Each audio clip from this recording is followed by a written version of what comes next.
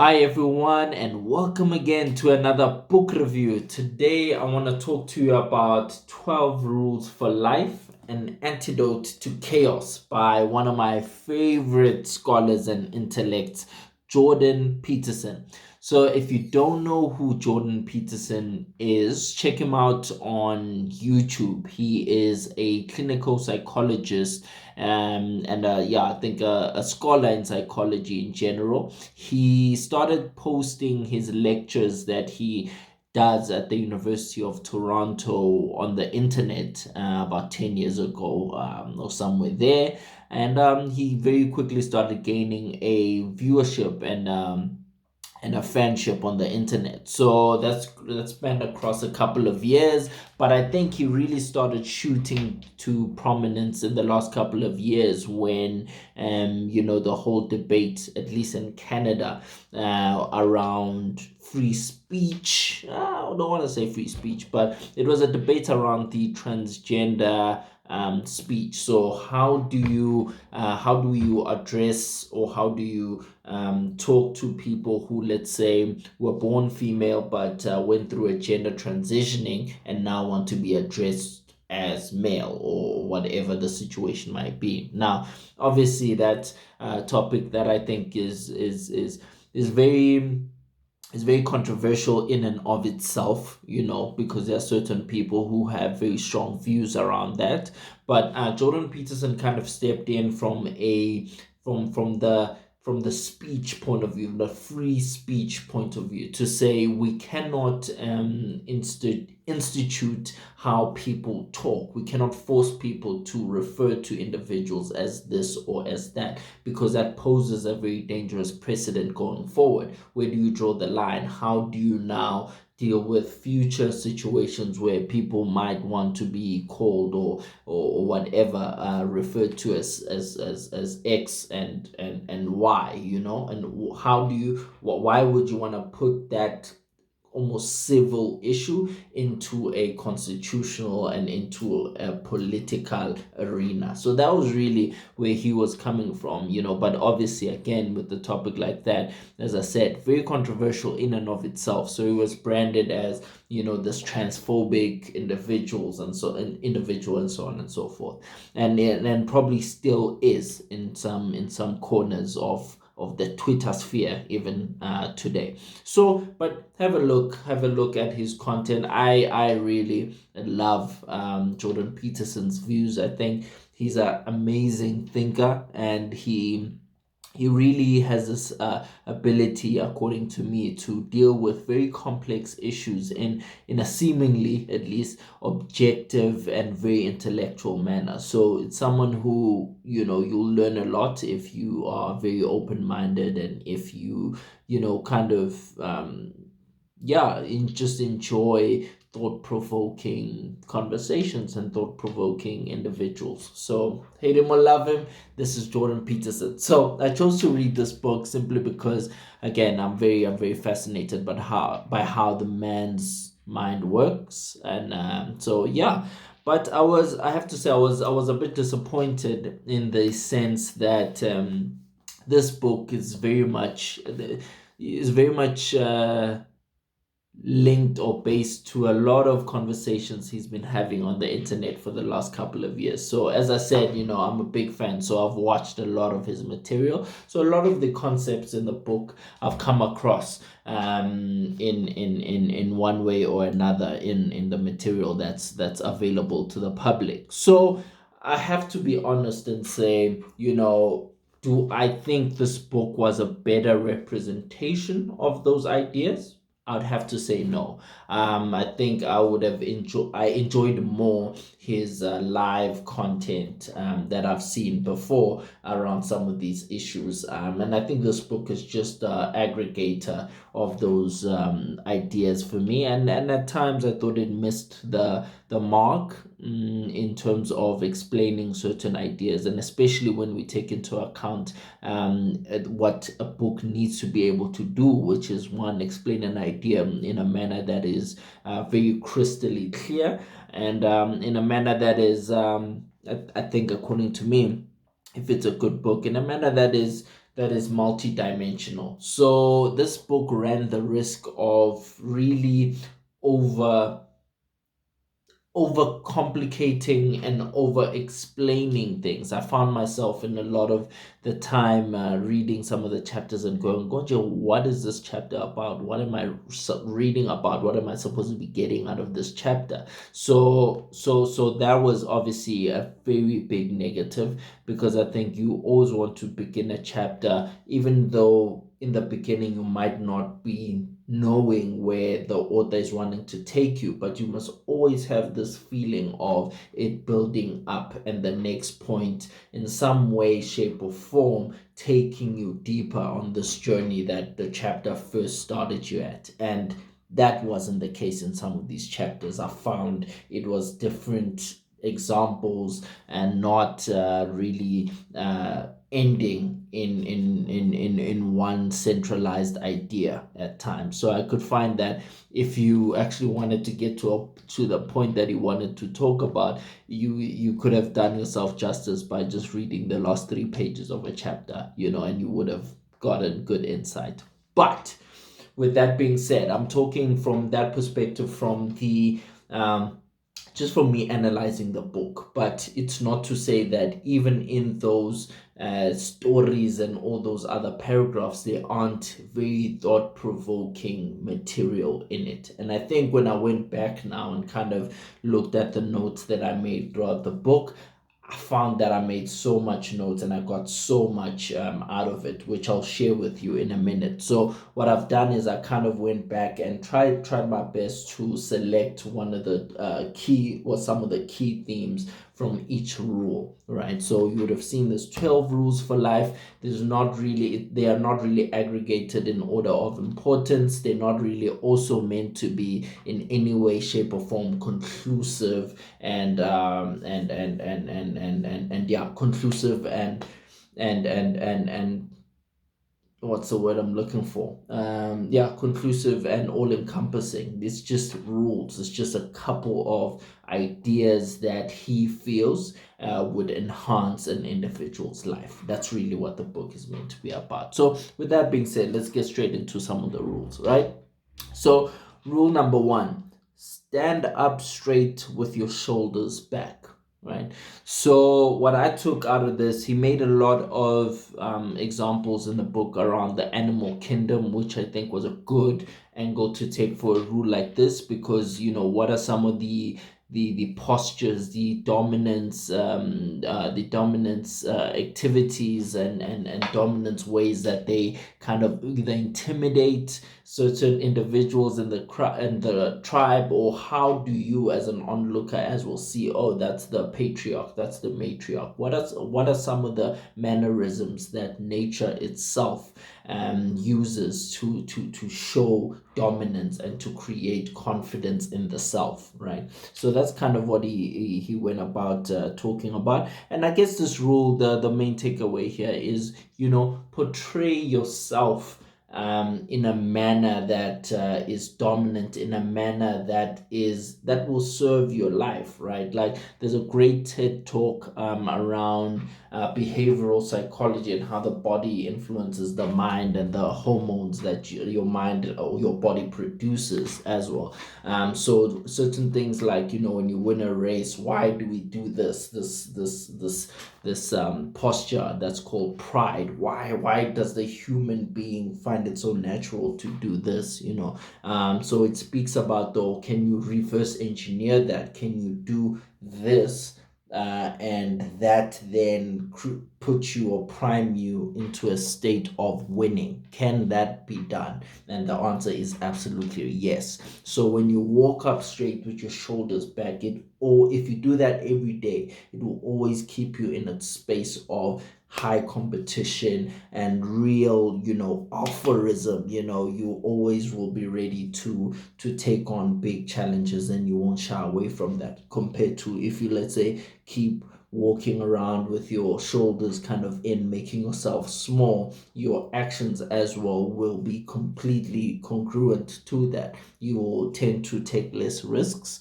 You will tend to feel very less confident than an individual who just by how they carry themselves and how they handle their body, can reverse engineer their mind into believing that they are more than they might even be, in terms of material success or anything like that. So stand up straight, with your shoulders back. Then rule 2 is treat yourself like someone you are responsible for. Now this chapter was very interesting because he kind of took the angle of saying human beings in general do not treat themselves, or do not do not treat themselves consistently in a manner that is good for themselves. Let's take a simple example, right? A lot of us eat takeaways, don't exercise and things like that, even though we know that that is bad for you. So why do you do that? And the idea behind this is, again, maybe how he phrased it was very clever, to say treat yourself like someone you are responsible for. Imagine if you had a kid. A lot of you have kids. Would you advise them to eat takeaways and not exercise? The answer should be no, right? You would probably look to encourage them to not do those things, even if you yourself are engaged in that type of lifestyle. So now this is to frame your thinking and to say, imagine if you treated yourself like someone you are responsible for. Imagine the decisions that you would make and how you would essentially build a different life than that you might have right now. So treat yourself like someone you are responsible for.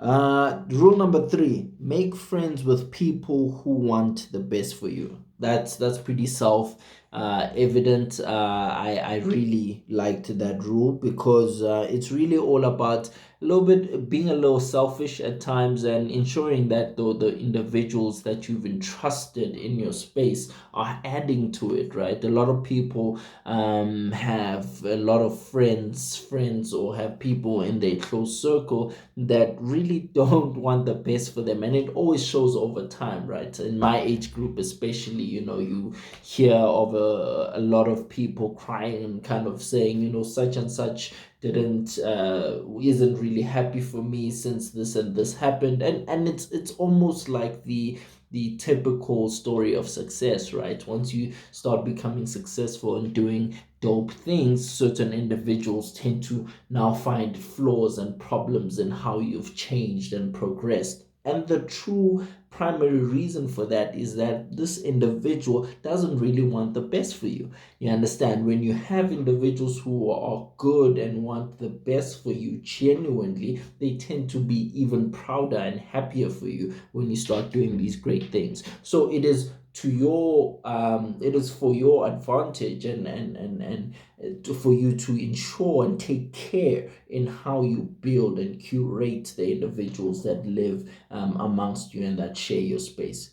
If you don't, it's only a matter of time before that self-fulfilling prophecy kind of comes into play, where these individuals, all those hidden feelings that they might have harbored, will come into play, and they won't be able to hide them anymore. So only make friends with people who want the best for you. Number 4: compare yourself to who you were yesterday, not to who someone else is today. Okay. Now, this is another very layman rule that I like. Don't compare yourself to other people, right? And what I liked about Jordan in this chapter, he really talked about the nonsensicalness of comparing yourself to other people, especially when we look at comparing life, my life versus your life. How crazy that idea is. Why? Because there are so many. One, life is complex as it is, so you can't even compare life for life, because there's so many different elements that contribute to a life. What is a greater life than another?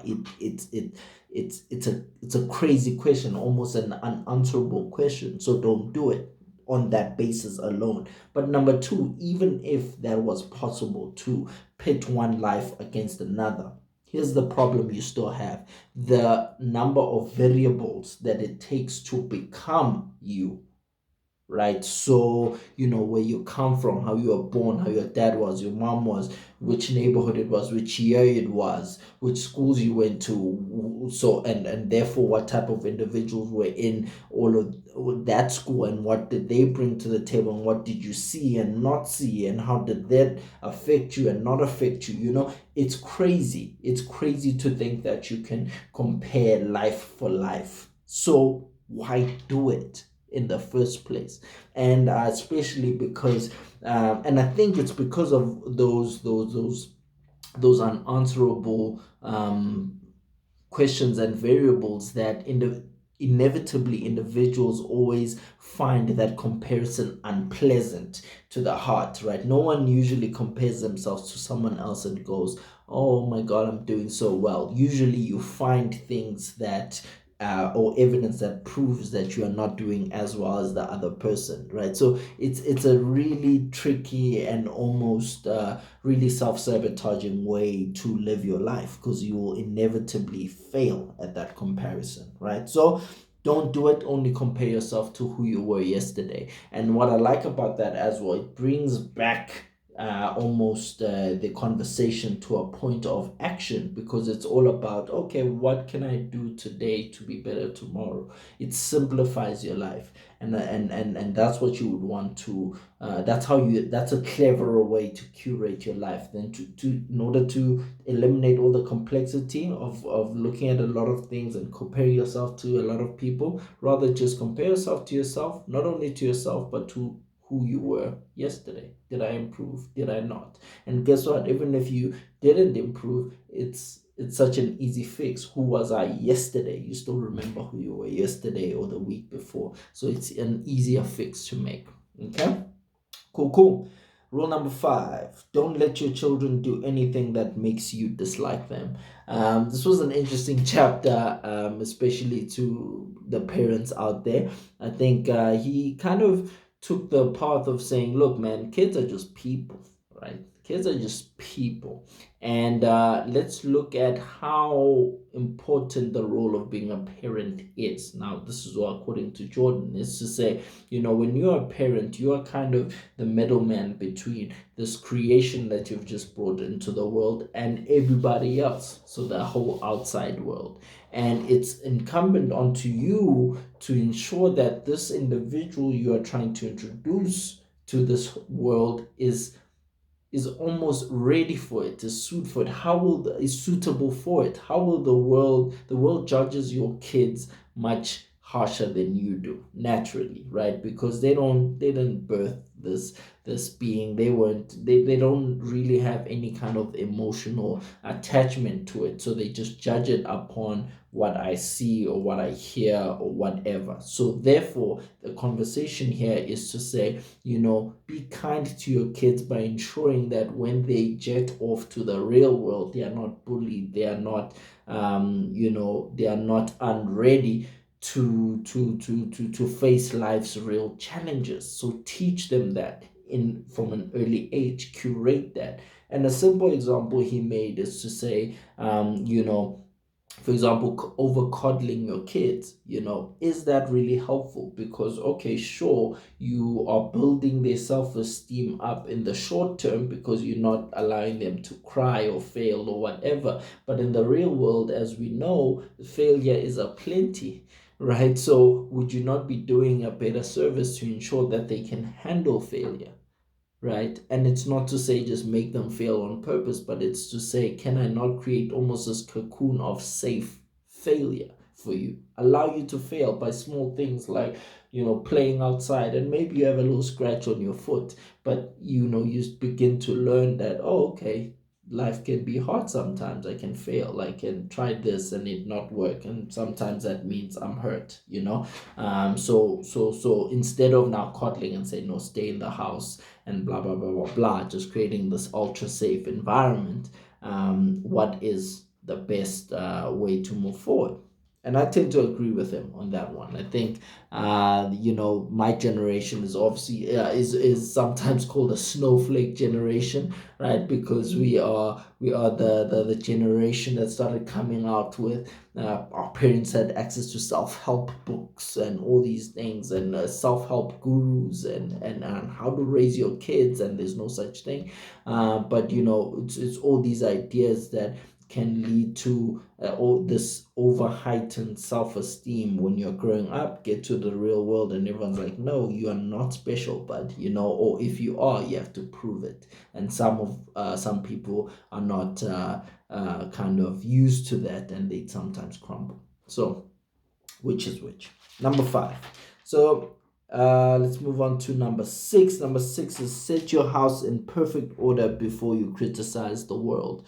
Yeah, man, this he made a very interesting example here, which I'll share shortly. But this is all about taking responsibility for your life and your person, right? So keeping your eyes on your own work, as I usually say. I believe in that, man, because there's no point in you kind of in taking on the world's burdens when you can't even handle your own. You would serve us better just to handle your burdens, ensuring that you're not adding to any kind of problem before you come out and try to be Superman and solve everything. So take responsibility for your life, man, and start with the simple things. Just making sure you're doing your basis. Take care of yourself instead of before trying to take care of everybody else. He makes an example about there was a hurricane in New Orleans. I think I can't remember which year it was, 2006, 2007 maybe. And he talks about how there was, let me try to read here. There was a flood control act in 1965, right, that mandated improvements in the levee system that held back the lake in New Orleans, right? All of this work these improvements was supposed to be done by 1978, right? 40 years later, by the time the hurricane happened, only 60% of that work was done. Now, according to the book, had all of those improvements been done, the infrastructure would have been there to limit or ensure that no real damage would have happened to the city of New Orleans, which unfortunately happened. So he brings it back now to personal responsibility and why it's so important to take care of what you are in control in before blaming external forces like a hurricane, which is an act of God, right? And it got me thinking about the situation we find ourselves in now. The likes of I'm sure a lot of you have seen the TED Talk by Bill Gates in 2015, pretty much talking about this pandemic that we are in now and why we are not ready. And you'd have seen as well in the interview he did with Trevor Noah, where Trevor blatantly asked him, since that TED Talk, did anyone listen? And now you're talking about the richest person in the world, and even he can't get people to listen to reason, humans to listen to reason. And it's something that we've faced before, in the sense that maybe on a smaller scale, but we've had threats of pandemics in the past. So why didn't we take it so seriously? So it kind of just got me thinking to say, yo, it's crazy. As humans, we just tend to not do it. We tend to react instead of being proactive and taking care of what we absolutely can take care, that's in our control. Cool. Rule 7 is pursue what is meaningful, not what is expedient. And that's a big rule, probably one of my favorite rules here. And what I've got down here, it really speaks to the point of playing the long game and making sacrifices, doing the tough things and things that are painful now to ensure that you kind of have an easier ride going forward. Putting in the work rather than wasting your time as well. That's really important. But he took it a step further, and he kind of almost says that if you live properly and fully, you can discover meaning so profound that it protects you even from the fear of death. which is usually people's rebuttal to everything. I'm living my life, to the fullest, meaning kind of usually making reckless decisions because I'm going to leave anyway. We're all going to die. And he's kind of saying, that fear of death, or how you handle, that concept of death, usually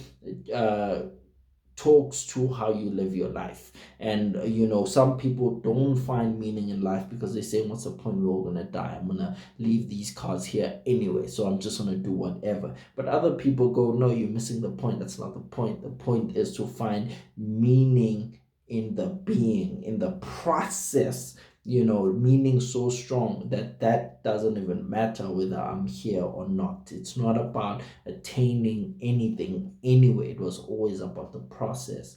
And so that's kind of what this rule challenges. It talks about, being in the now, valuing the process more than any destination, right? So that's pursue what is meaningful, not what is expedient. Then rule number 8 is tell the truth, or at least don't lie. Very, very interesting rule here. And this is all about principles, man. This is all about principles. What's the real long-term effect of bending that principle of just telling the truth, right? And he kind of talks about how you can have an entirely different life or way of existing, which I think is the more accurate way of describing it, by making that decision and sticking to it, to just tell the truth or live your life in a truthful manner, right? So I like the quote that he said here. He said um he said, be true to yourself, and the truth is hard. So, therefore, there's virtue in living truthfully. And it goes on to say, if you betray yourself by saying untrue things and act out a lie, you weaken your character. So now I'm very big into the mafia and things like that. And one of the things that I liked about them is the hard principles that they had embedded in their way of living. And I think Jay-Z explained it so well in an interview, and he kind of said, in the streets, or in the mafia world, breaking your principles is the difference between living and dying, right? So when you work from that extreme, and he was explaining how he still lives by principle till today, it's kind of to say, when you live by that extreme and you see that extreme, it makes it so much easier to just live by principles when you're in normal life. But it doesn't take away from the effect of living truthfully or not truthfully when we're looking at it from a principle point of view, because it's to say, if it truly is the difference between living and dying in some worlds, it most definitely can be the difference between a great life and maybe a not so great life in our world, in normal world. So yeah, I really resonated with that. And yeah, I really like that rule a lot. And it talks about how lies compound as well, and how governments, for example, feed off of that. When someone's going to sell you a huge propaganda, about something, as governments usually do, they often start with a small lie, whether it's to discredit the other party or other ideology or whatever. Start with the small lie, twist the truth a little bit, then they build on that and build on that, and the next thing you know, you're in Nazi Germany. What? You know what I mean? Small lies that kind of built on top of each other, and they ended up being this huge doctrine. If you've read Animal Farm, you will know exactly how that compounding of lies happen, and how it's stacked on each other by politicians and some governments. So I agree with that. Rule number 9, assume the person you're listening to might know something you don't. Okay, and this is really a chapter about listening. And he speaks about how people usually don't listen to understand or to absorb, they listen to respond. And you can always tell in the quality of the dialogue, which I think we all know. You can always tell when someone is when you're arguing about something, if someone is really engaging with what you are saying, or when they are just ready to say, yeah, but, you know what I mean? So it talks about how, not listening properly influences and impacts the quality of dialogue and therefore the quality of everyday interaction. So it's to your advantage to learn how to listen properly. You might also just gain one or two things from all kinds of different people that you encounter. But also, another thing that is said and that I use when I'm doing speaking engagements or something like that, it also talks about, even when you're speaking, about how listen attentively. So it's kind of like this paradox. Even when you are speaking or inputting, learn how to get from your audience. They tell you, right, when they are, losing interest without explicitly mentioning it, but just about how they just on how their body language changes. And you would notice this if you are attentive enough. And in my world, it's why I kind of even in high school, I stopped using key cards and stuff, because I enjoyed listening to the class at the time. When I was doing my talk, they tell you things. Oh, that was funny. Oh, we like that. So, and that can also help you to build and almost change your speech on the fly. So I particularly enjoyed. I just think it's much more interesting. But it was very awesome to kind of hear it on text from a psychological perspective, kind of to see that case being brought forward on this. So that was rule number 9. Rule number 10 is be precise in your speech. Now, this I said in the beginning, this is one of the things that I really admired and tried to learn from Jordan Peterson. Not wasting a word, really just saying what you mean and meaning what you say. So, he talks about even being precise in your intention just in life. Know what you want, man. Know what you want. Destroy the murkiness, destroy the grayness. Decide what you want and go for it in decisive action as well. Okay, so he talks about specifying, being brave, and not hiding behind, kind of undefinable things, undefinable ideals, undefinable actions, and so on. But he also speaks about, I think, the psychology behind why people do that. Why do people hide and choose to engage in unspecifiable situations? Why do they do that? And he talks about how it's a good cushion for failure, because if I haven't properly defined what success looks like, guess what?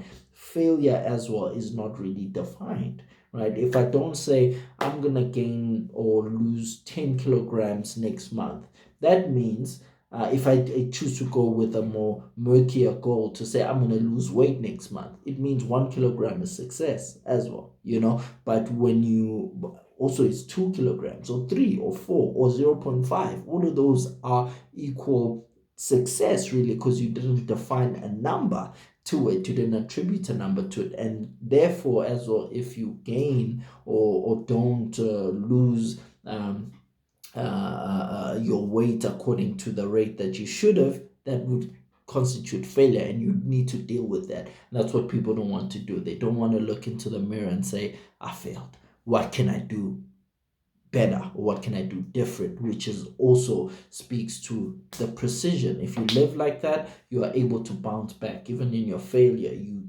still act out or react in precision by saying, okay, so I was supposed to lose 10, I lost 5. Let's decode where I went wrong, and then what do I need to do to get to that 10. All of this is specified. It's a specified manner of living, which I think, if you apply that, just that rule, in a year, you have a completely different outlook and a completely different life. Okay, so that was 10. Rule 11, do not bother children when they are skateboarding. This feeds back to the chapter on parenting, and it talks about how, don't overcoddle your kids or people in general, as he kind of refers to them, to say, if you remove the emotiveness out of, oh, this is this perfect little being, but appreciating that they are an individual that needs to grow, then what you do is you have to then, as a guardian or parent or whatever, also facilitate that process. So do not overcoddle them. Do not protect them when they are skateboarding. Let them do risky things. They might get hurt, they might not. They probably will get hurt and be uncomfortable and things like that. But that's part of life. That's part of growth. So that's all just a chapter around, allow people to grow. So even with your friends, it speaks about engagements that he had with friends and stuff, how to cut the umbilical cord sometimes. And there are some people who don't readily and easily accept responsibility, and to say no. But if you truly love someone, always encourage them to grow, allow them to get out of their comfort zone, encourage them to get out of their comfort zone, do some risky things, get a few scabs, but then also be there to support them in that growth process, right? So that's all that's about. It's all about helping without hindering someone's growth. And rule 12, pet a cat when you encounter one on the street.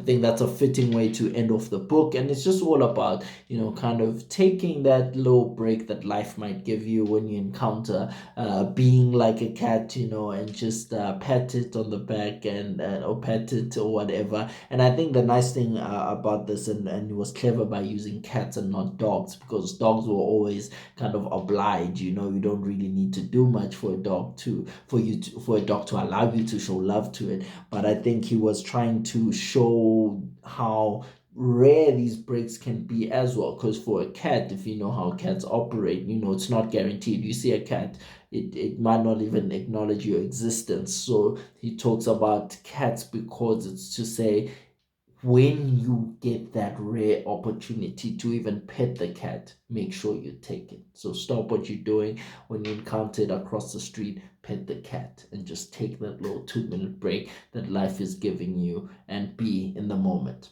So those are the 12 rules for life, and an antidote to chaos by Jordan Peterson. So what I can tell you, I saw an interview of his, and he was speaking about how this is more like a collection of things he's been thinking about and writing about and lecturing about for the last decade or over a decade. So it's as I said, it's not meant to be conclusive at all. And there will be, I think, a follow-up book to this. Maybe he'll release 10 rules or 15 rules or whatever, but it's all just collections of psychological material that the average person might find useful. Now, I'm hoping in the next installment, obviously, that it's much more of an easier read. This wasn't an easy read by any means, and I think that's where he could improve in kind of his delivery to the public. I think there's a lot of surplus material in this book, and it made it very lengthy and a bit too dense, because he himself, if you watch any of his videos, it's not exactly everyone's cup of tea. The way he talks, the way he thinks and processes information is very technical, and at times very esoteric to just a normal Joe. So we'll see what the next offering will be like. I really hope it's much better than this one, but as you would have seen, this video is super long, and simply because there's a lot to take out of it, but it demands a lot out of you as well. So I really hope you enjoyed this review, and see you next time. Cheers. Bye bye.